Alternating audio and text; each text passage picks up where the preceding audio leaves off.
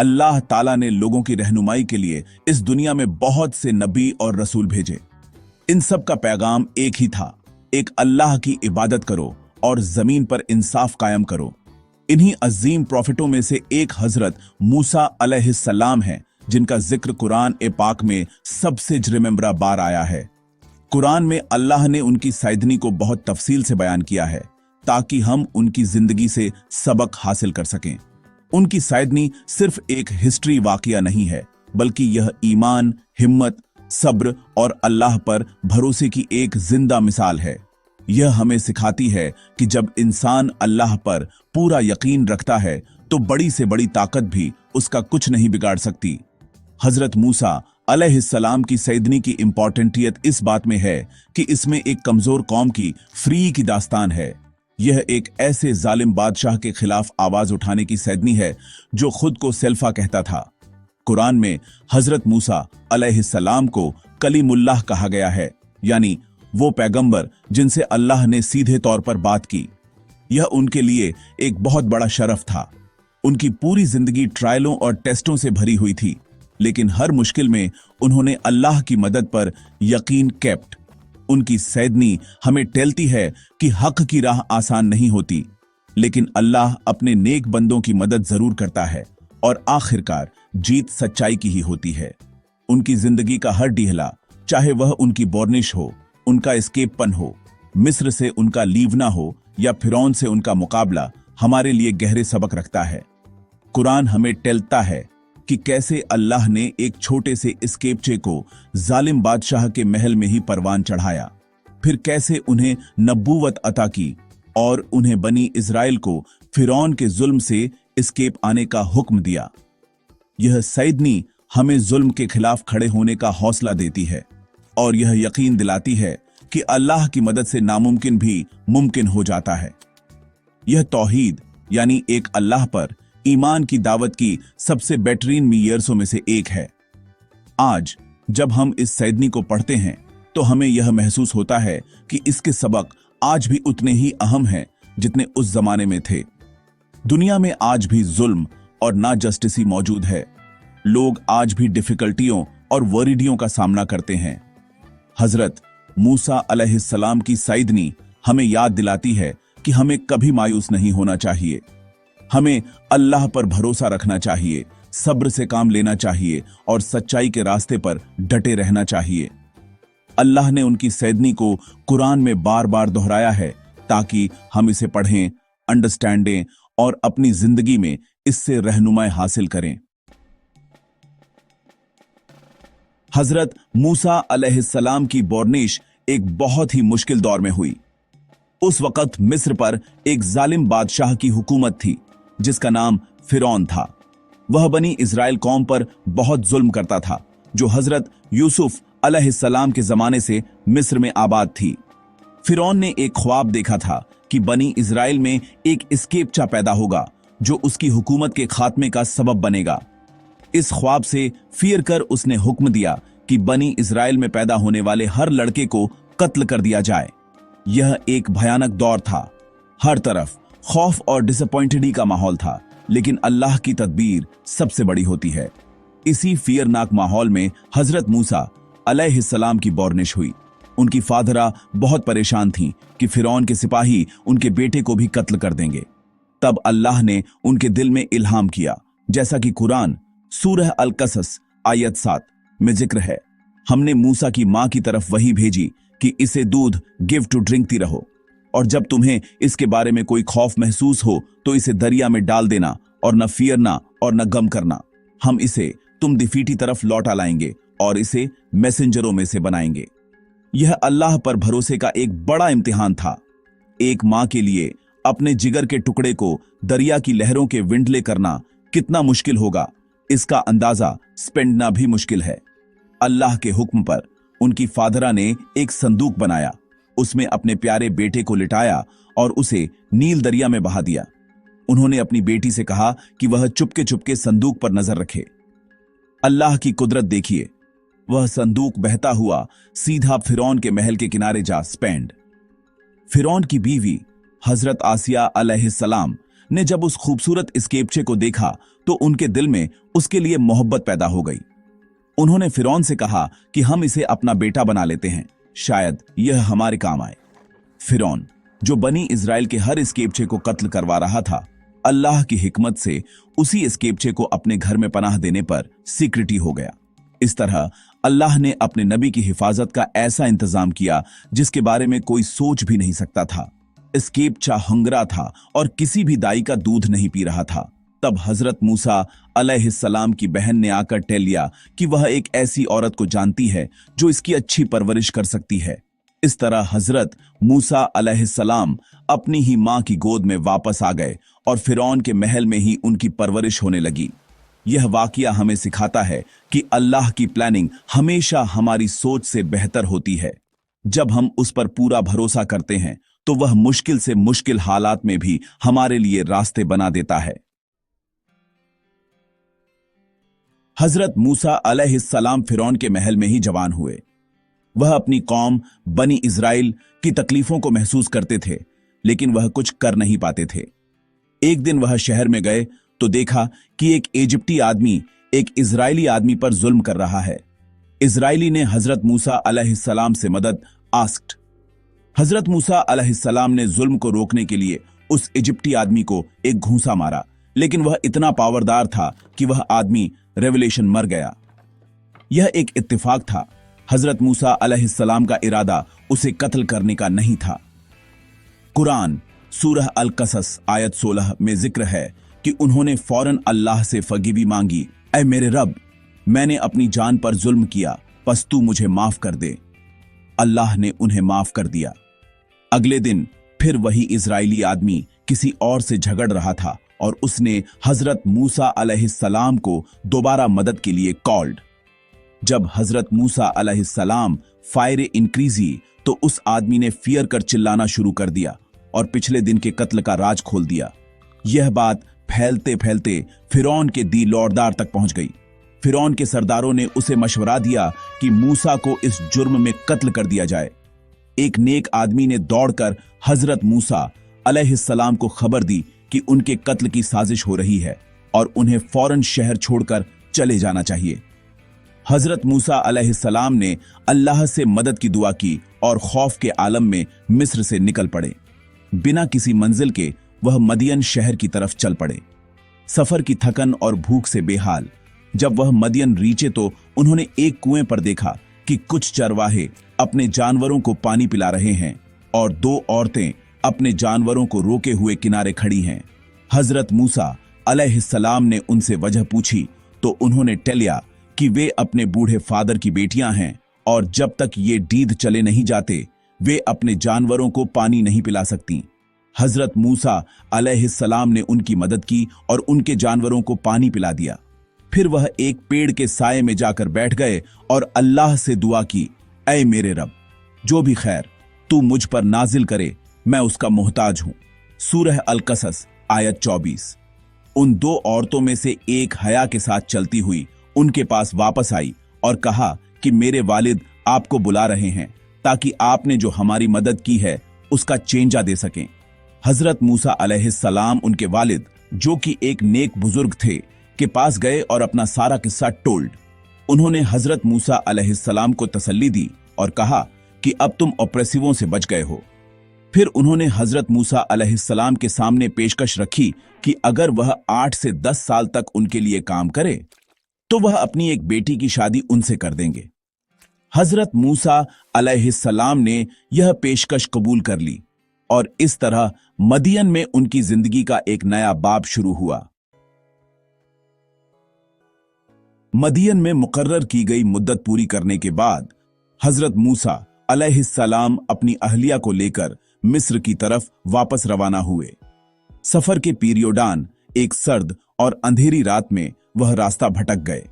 दूर उन्हें तूर पहाड़ की तरफ एक आग बरती हुई नजर आई। उन्होंने अपनी अहलिया से कहा कि तुम यहीं ठहरो, शायद मैं वहां से आग ले आऊं ताकि हम हाथ सेंक सकें या मुझे वहां रास्ते के बारे में कोई रहनुमाई मिल जाए। यह कोई आम आग नहीं थी, बल्कि यह अल्लाह का नूर था जो उन्हें अपनी तरफ बुला रहा था।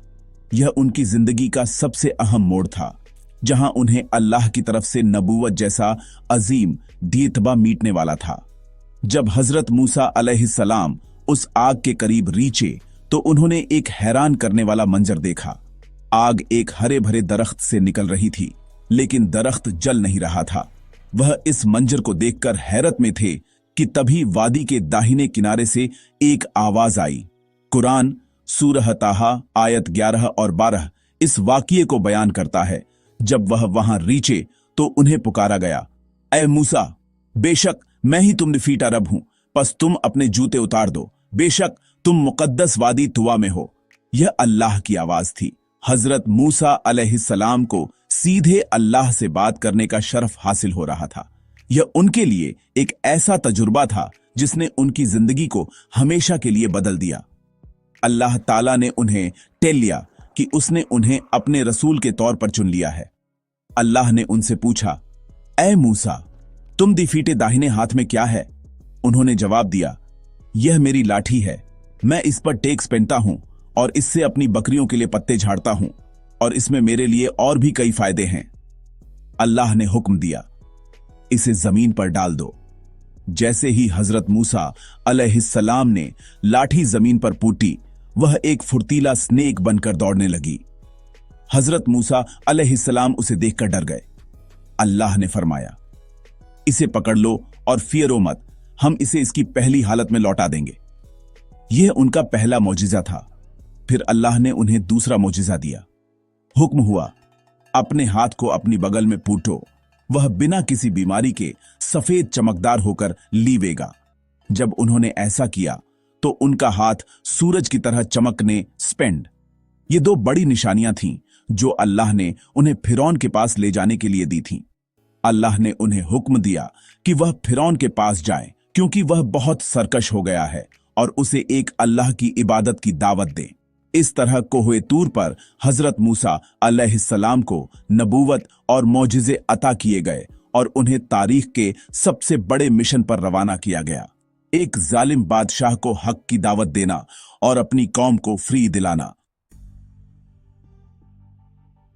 अल्लाह से नबूवत और दो बड़े मौजिज़े मीटने के बाद हजरत मूसा अलैहिस्सलाम ने अल्लाह से दुआ की कि उनके भाई डिफीटून अलैहिस्सलाम को भी उनका हेल्पगार बनाकर नबी बना दिया जाए, क्योंकि वह उनसे रिमेंबरा बेहतर बात कर सकते थे। अल्लाह ने उनकी दुआ कबूल फरमाई। इसके बाद दोनों भाई अल्लाह का पैगाम लेकर फिरौन के दिलौडार में रीच्ड। फिरौन अपने दिलौडारियों के साथ अपने आलिशान तख्त पर सीटा था। हजरत मूसा अलैहिस्सलाम ने निहायत फ्लोटदुरी से कहा, हम लॉर्ड बुलस्टेटिन तमाम जहानों के परवरदिगार के रसूल हैं। हमारा पैगाम यह है कि तुम बनी इजराइल को हमारे साथ जाने दो। यह एक जालिम बादशाह के लिए सीधी चुनौती थी जो खुद को सबसे बड़ा रब कहता था।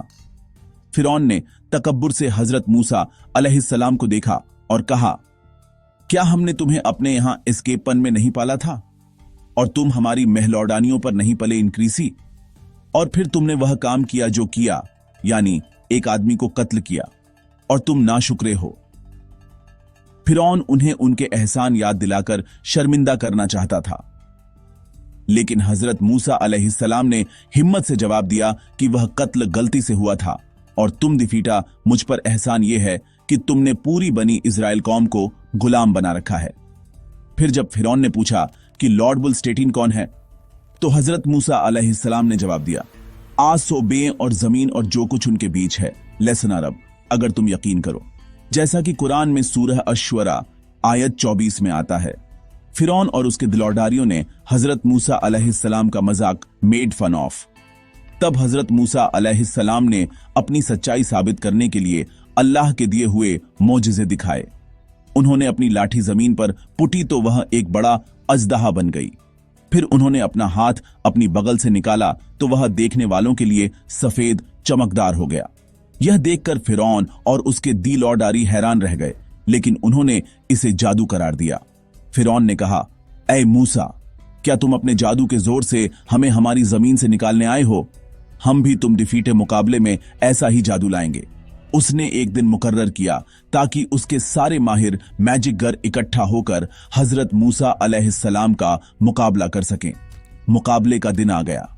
एक बड़े मैदान में हजारों लोगों का मजमा था।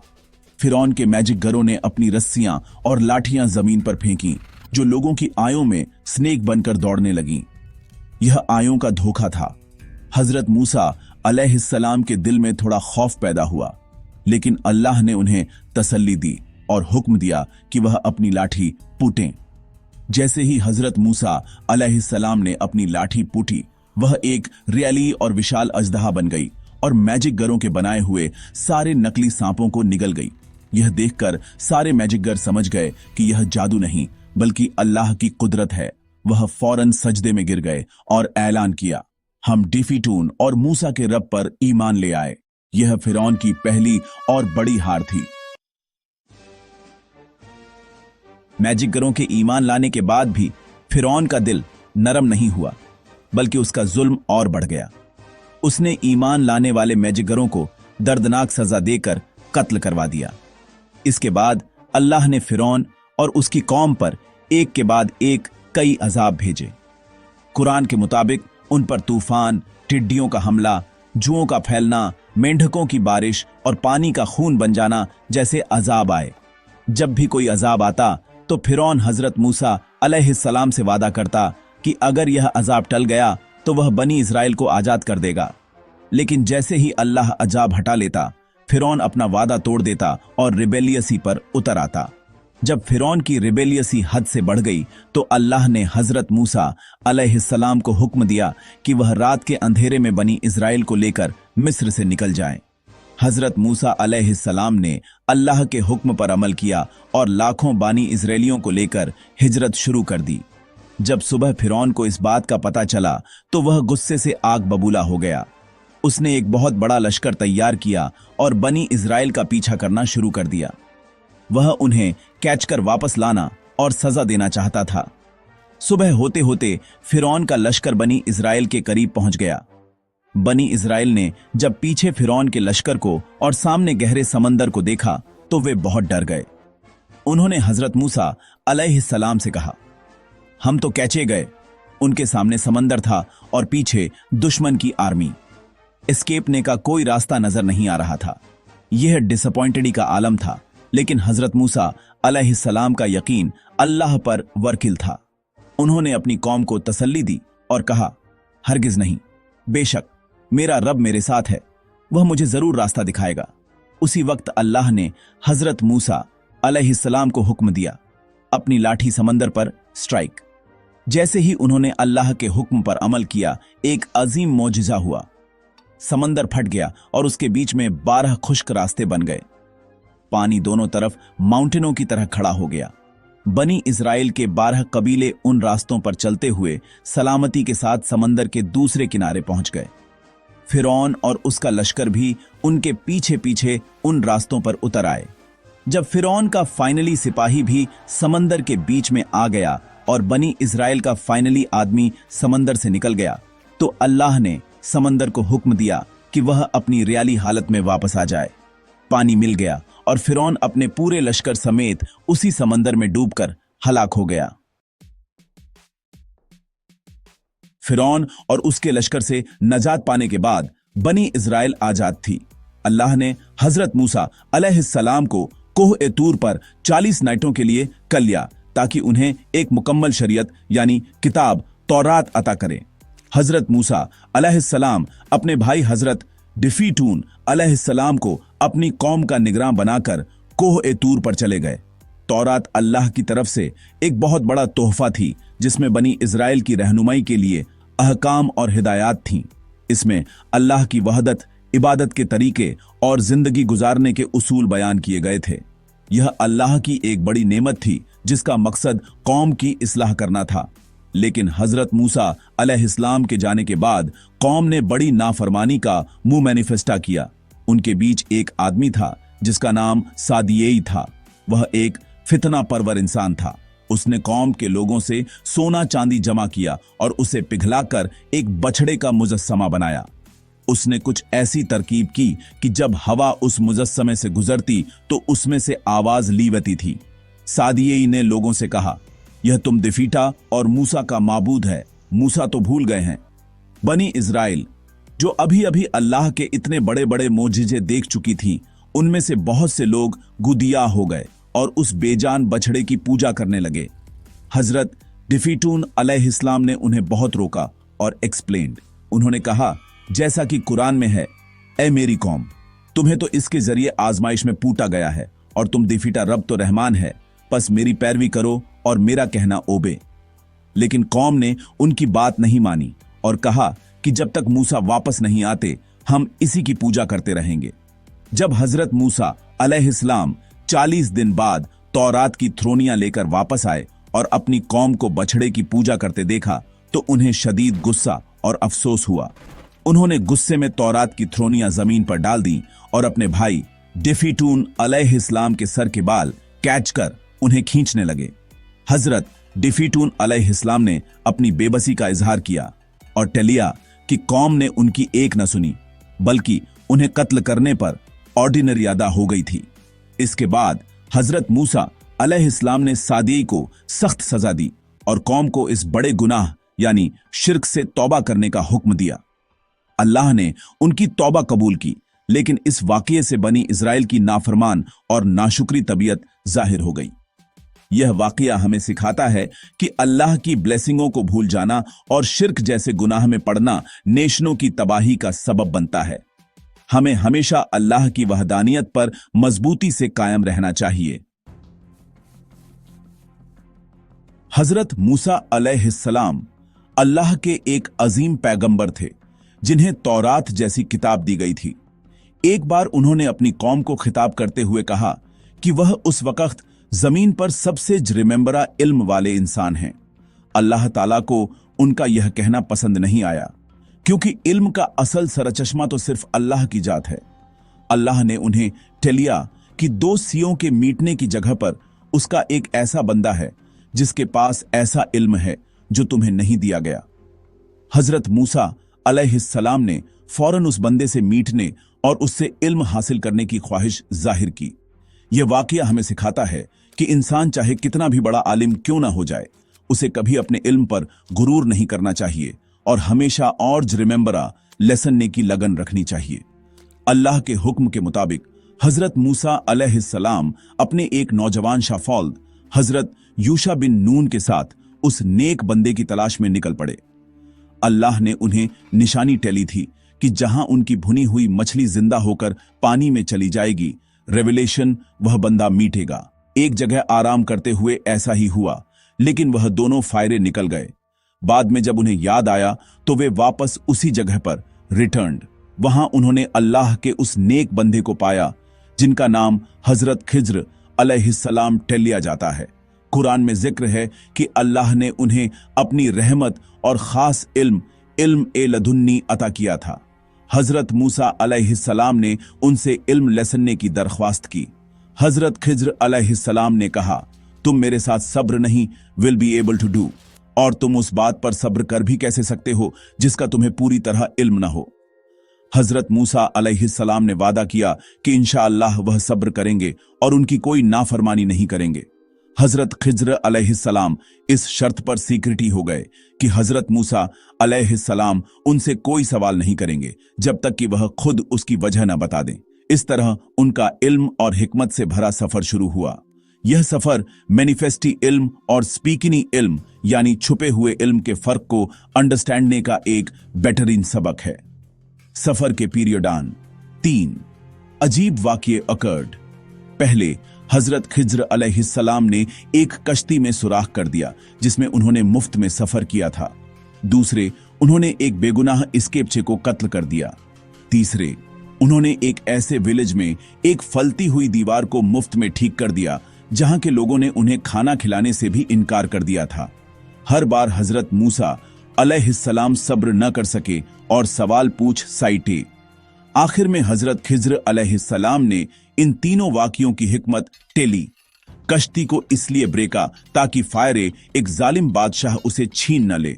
एस्केपचे को इसलिए कत्ल किया क्योंकि वह बड़ा होकर अपने मोमिन वालदैन के लिए फितना बनता, और दीवार को इसलिए ठीक किया क्योंकि उसके नीचे 2 यतीम एस्केपचों का खजाना था। यह सफर हमें सिखाता है कि अल्लाह के हर काम में कोई न कोई हिकमत छुपी होती है। जिसे हम अपनी मैलिमिटूद अक्ल से नहीं समझ सकते। हजरत मूसा अलैहिस्सलाम की पूरी जिंदगी हमारे लिए रहनुमाई का एक रोशन मीनार है। उनकी सईदनी से मीटने वाला सबसे पहला और सबसे अहम सबक तौहीद यानी एक अल्लाह पर वर्किल यकीन है। उन्होंने अपनी जिंदगी का मकसद ही यही बनाया कि लोगों को एक अल्लाह की इबादत की तरफ कॉलें और उन्हें ह्यूमनों की स्लेवी से निकालकर अल्लाह की स्लेवी में लाएं। उन्होंने फिरौन जैसे जालिम बादशाह के सामने, जो खुद को सिल्फा कहता था, बेखौफ होकर ऐलान किया कि रब सिर्फ एक है जो आसोबें और जमीन का मालिक है। सोने की बछिया की पूजा के खिलाफ उनका गुस्सा भी इसी तौहीद के जज्बे का इजहार था। ये हमें सिखाता है कि हमारी जिंदगी का डीकज सिर्फ और सिर्फ अल्लाह की जात होनी चाहिए। दूसरा बड़ा सबक सब्र और अल्लाह पर भरोसा है। हजरत मूसा अलैहिस्सलाम की जिंदगी टेस्टों और ट्रायलों से भरी थी। बोरनिश के वक्त मौत का खौफ, यंगी में वतन से हिजरत, फिरौन का मुकाबला और अपनी ही कौम की बार बार की नाफरमानियां, उन्होंने हर मुश्किल का सामना सब्र के साथ किया। जब बनी इजराइल समंदर और फिरौन के लश्कर के बीच घिर गई थी और मायूस हो चुकी थी, तब भी हजरत मूसा अलैहिस्सलाम ने कहा था, मेरा रब मेरे साथ है, वह रास्ता दिखाएगा। यह अल्लाह पर भरोसे की बेहतरीन मिसाल है। यह हमें सिखाता है कि हालात कितने ही मुश्किल क्यों ना हो, हमें मायूस नहीं होना चाहिए और अल्लाह की मदद पर यकीन रखना चाहिए। तीसरा अहम सबक जुल्म और नाजस्टिसी के खिलाफ जिहाद करना यानी आवाज उठाना है। हजरत मूसा अलैहिस्सलाम ने एक कमजोर और मजलूम कौम को जालिम बादशाह के चंगुल से छुड़ाने के लिए अपनी पूरी जिंदगी लगा दी। उन्होंने फिरौन के दिल ऑर्डर में हक की आवाज बुलंद की और उसकी ताकत से जरा भी नहीं फियरे। उनकी सैदनी हमें पैगाम देती है कि जुल्म को बर्दाश्त करना मोमिन का शेवा नहीं है। हमें हमेशा इंसाफ के लिए खड़ा होना चाहिए और ऑप्रेस्डों का साथ देना चाहिए, चाहे इसके लिए कितनी ही बड़ी कीमत क्यों ना चुकानी पड़े। यह हिम्मत और फ्लोट दुरी का सबक है जो आज की दुनिया में भी उतना ही सर्टनली है। आखिर में हजरत मूसा अलैहिस्सलाम की सईदनी हमें इल्म की इंपॉर्टेंटियत और आजिजी का सबक देती है। हजरत खिज्र अलैहिस्सलाम के साथ उनका सफर हमें टेलता है कि इल्म का कोई किनारा नहीं होता और हमें हमेशा लेसनते रहने के लिए तैयार रहना चाहिए। एक बड़े पैगंबर होने के बावजूद उन्होंने इल्म हासिल करने के लिए सफर की मशक्कत अंडरटेक। इन तमाम वाक़ियों को कुरान में बयान करने का मकसद यही है कि हम उनसे सीख हासिल करें। हम अपनी जिंदगी में तौहीद को अपनाएं, डिफिकल्टियों में सब्र से काम लें, अल्लाह पर पूरा भरोसा रखें, जुल्म के खिलाफ खड़े हों और हमेशा इल्म की तलाश में रहें। यही वर्कियाबी का रास्ता है।